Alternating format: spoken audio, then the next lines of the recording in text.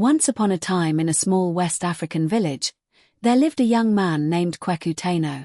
He was known throughout the village as a kind and hard-working person, but he wasn't the strongest, fastest, or smartest. Kweku loved to help his neighbors and always had a smile on his face, even when times were hard. One day, as Kweku walked through the forest to gather firewood, he heard a faint drumming sound echoing through the trees. The rhythm was captivating, like nothing he had ever heard before. It seemed to call his name, Kweku.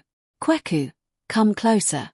Curious, Kweku followed the sound deep into the forest until he found a large drum lying by a tree. The drum was beautifully carved with intricate designs of animals and symbols of wisdom. Kweku reached out to touch it, and to his amazement, the drum spoke. Kweku Tano, the drum said in a deep, powerful voice. I am the talking drum, and I belong to the bravest and wisest person in the land. If you can solve my riddles, you may take me with you and use my power to protect your village. Kweku felt a surge of excitement and fear. He wasn't sure if he was brave or wise enough, but he knew his village needed protection. So he nodded and sat down beside the drum, ready for the challenge.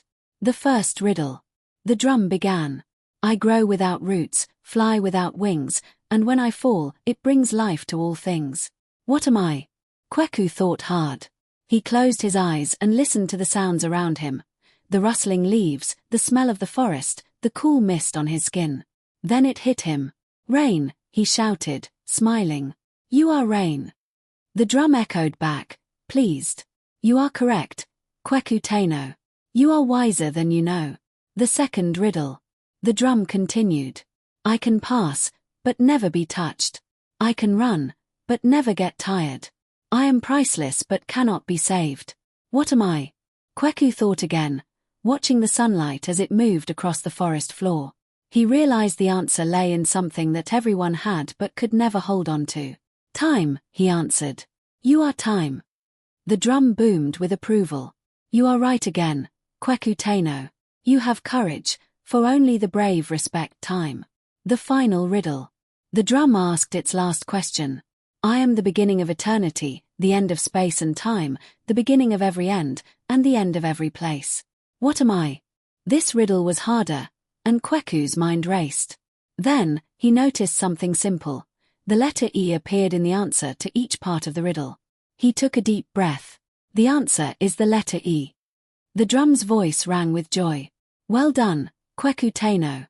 You are both wise and brave. You may take me home, and I will protect your village from all harm. Kweku carried the talking drum back to the village. From that day on, whenever danger approached or the village faced a difficult time, Kweku would beat the drum, and it would warn the people, bringing them together in unity. The talking drum's wisdom guided them through storms, droughts, and even wild animals. Kweku Tano became known as the protector of the village, not for his strength, but for his heart and wisdom.